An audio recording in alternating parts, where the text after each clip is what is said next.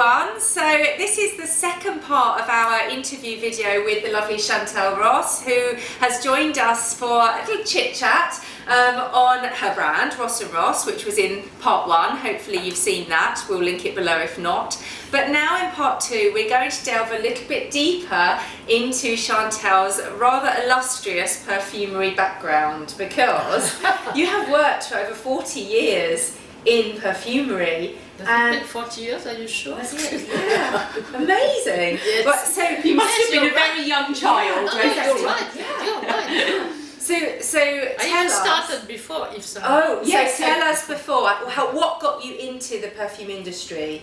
Just by chance. Really? Yes. Wasn't a knowing decision? somebody. Okay. Just by chance. At that time there was no school of marketing. There was no. In France, the only business school for women was HEC. Young lady. It was not the same as for men. Mm-hmm. So really there was no school specifically for the kind of job I was going to have. So I entered in to work with the marketing director as a junior, as an assistant, whatever you call it. And then I grew up, and then I became apparently good. And well. Yeah. So you started in a marketing route. Yes, did you? at Gaultier. Ah, at that time. okay, interesting. Old days of Gaultier. Yes. Amazing. But Gosh. already American company. Yes, and then of course Yves Saint Laurent is where sort of we pick up, because our viewers, our boss, the guy who owns the company that Sarah and I work for, used to work with Chantal in Yves Saint Laurent in the days when you launched the very famous Opium, Yes, of course. the company before Opium was so small that the first meeting in London was an international meeting, and we could all stay in one suite in a hotel. After that we were like 200. So when I was presenting my mock-ups of Opium. Yes. Yes, and Kenneth was at that time sales director for England. Yeah. And did you think at that time, well, I'm on to a winner here. With this is going to Opium. be a fragrance that's around forever. Not at all. No. No, not at all. Not only it was the first one, but I want to tell you that during all my life I have never been sure that I was going to make a winner. Okay. Never.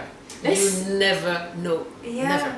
That's interesting, isn't it? Because I feel like a lot of women particularly suffer from that sometimes, that we feel that maybe what we produce is not good enough, and actually it's amazing, and we should maybe have more confidence in our work sometimes. I don't know if it is specific to women. Maybe it's because there is a little bit of artistic creation in the perfume, not coming from me. I'm not that pretending, but from the nose and from the packaging design, Yes. from a lot of people, and it's complicated. Alors, after analyzing what has been more successful in the past, you really have to say that it was the perfect brand for the perfect moment. Yes. I mean, a brand means something, and that meaning at a certain moment in time is fitting with what is going to be the new trend, and you don't even realize it at the beginning. Yeah. Yeah, that's true. And talking about trends, obviously we go from Opium and some other amazing fragrances that you made at Yves Saint Laurent to then something completely different at Opium with L'Eau de Sey Oh, yes. from Issey, which was another 1992, yes. trend. So how Yeah. did that come about? And it was another trend, and if you were not born, but if you think about the 90s, I was born. if you think about just decoration, furniture, the way of organizing your house, which reflect also a lot of things. Yes. It was the time where apartments were almost nude. Yes. You had a white sofa, very Yes. white, pure, almost no big furniture. Eventually, one lamp hanging from the ceiling, very soft and nude, and that was it. Yeah. And L'Eau de Sey arrives in the context of purity, of we had enough of the too much, Okay. The also opulence. of the opulence, Yes. including in our way of living. Yes. Yeah, it was a kickback, wasn't it, against Yes, that? it's Everything always- was very zen. It's always in French we have the balancier, and Yes. when it goes Yeah. too much in one way, up, it goes suddenly on the other way. Yeah. And Jean-Paul Gaultier was fun. Yes, of remember. course. Because Jean-Paul Gaultier fragrance came quite soon after Issey Yes. fragrance, and it's very different character. We had signed both of them almost at the same time. So one was 92, the other one was 93. But Jean-Paul is a very, very different character. Yeah. And he had that huge sense of humor, and the way of you have an object and you transform it in something else. Yes. For example, the packaging, which was a metal can, he used to do bracelet with it. And it was of his first collection, it was a bracelet. Yeah. So like So jewelry. Was it him who had the idea of taking that and making it to a fragrance, or did you and your team come up with that? No, it was his idea, because he was the one to think about it. Talking about the bottle, he wanted to have something slightly different, but we made different proposal, and this is how we came with that with those two, the woman and le mâle. But the metal can definitely, because he says for him it was the best solid protection of these beautiful bodies. Because that's it's in metal. That's a good idea. Yeah, and they are. I mean, even now, you know, all these years on, those figurine shapes, the tailor's dummy shaped bottle are iconic, aren't they? Yes. Yeah, that's right. Do you find, or did you have to find a way of understanding how to translate the fashion designer's style and ethos into something very abstract like scent? You know, how did you manage to work with them to do that? First of all, you have to be modest.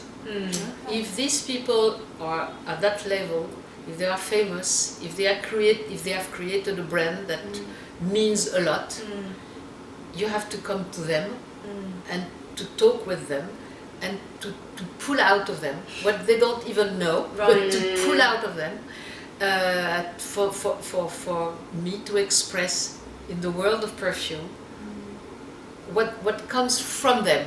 So whenever they launch their perfume, obviously you recognize the person, you recognize the personality, you recognize the style. Whether it is them or not them, it's not important. But anyway, my job was to take out from them and to enter into their personality and to understand who they were. With two famous British designers I worked. One was Stella McCartney and the other was Alexander McQueen. Yes. And that was a special something for McQueen, as you imagine. So Chantal, what you were saying to me earlier off camera was it was amazing when you created l'Odyssée and you got the sample in front of Mr. Miyake and he went, "Yes, you understand me," and you must have gone, oh yes, you're right, because I was afraid never to be able to understand him, because he didn't like fragrances. A normal Japanese culture about this time, women would not put fragrance, because in their culture you enter into the world of the other one in front of you. It can be an aggression. So he didn't like fragrances, so he was always telling me about the purity of the water. Then a woman takes a running water on her body, and this was the most beautiful thing a woman could do. So I said, I have to go and do something about water. And then when he said, "You understood," I mean, oh my God, here we are. That's amazing. Yes, it's a fabulous souvenir. Wow. We actually asked some of our viewers for questions for you, and a great question that came back from Andrew Merritt, so if you're watching, Andrew, was which fragrance that you've created are you most proud of?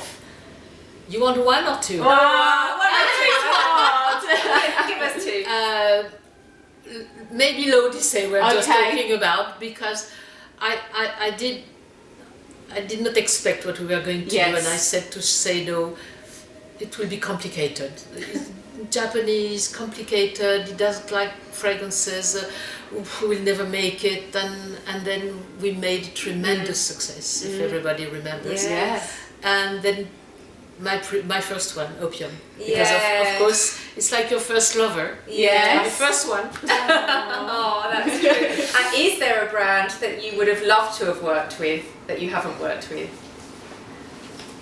A lot, I think. Yes, it's an amazing because houses. I mean, you have so many people that have a lot of personality. I happened to meet with Thierry Mugler, who did a wonderful job with my friend Vera Struby. But I love the guy. He came home, and well, he has some of them has such a nice personality. Yeah, there's a nice personality. I worked too short with McQueen, but I loved him also. Yeah, oh, that's lovely.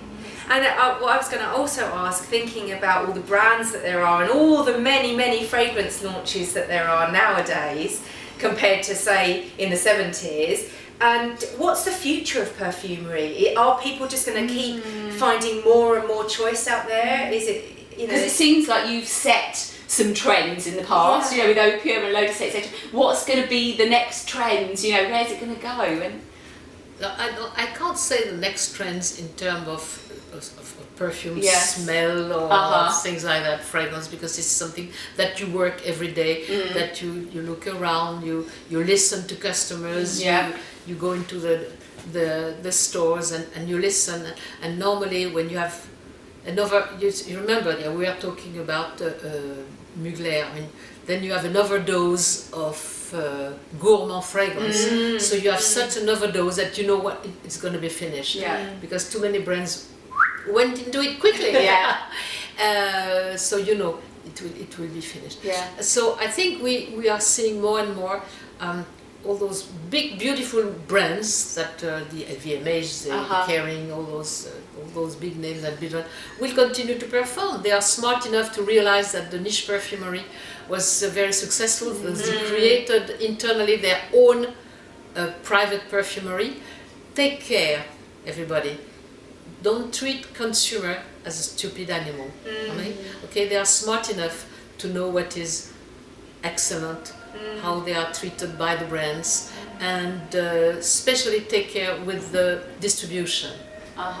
We often found products discounted everywhere, at every corner, and this is, to say a strong word, this is disgusting to me, because we put, I'm not just talking about money, I'm talking about so much emotion by everybody, including the nose, including the people and the sales people.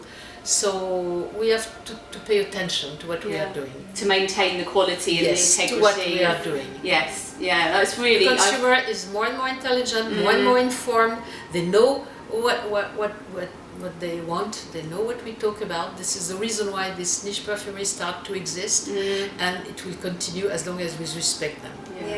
Yes. I think that's a really nice message to end on, actually. Definitely. So it's been so lovely. We could talk to you all day. I can do the same. I would love to see everybody behind the screen. Oh, I know. Because I can talk to everybody and ask questions, and then we spend the week. Oh, we would. Well, hopefully maybe in the future we can talk again. But it's been so lovely having you, today. And yes, and we will see you guys all again next time. Thanks for watching. Bye. Goodbye.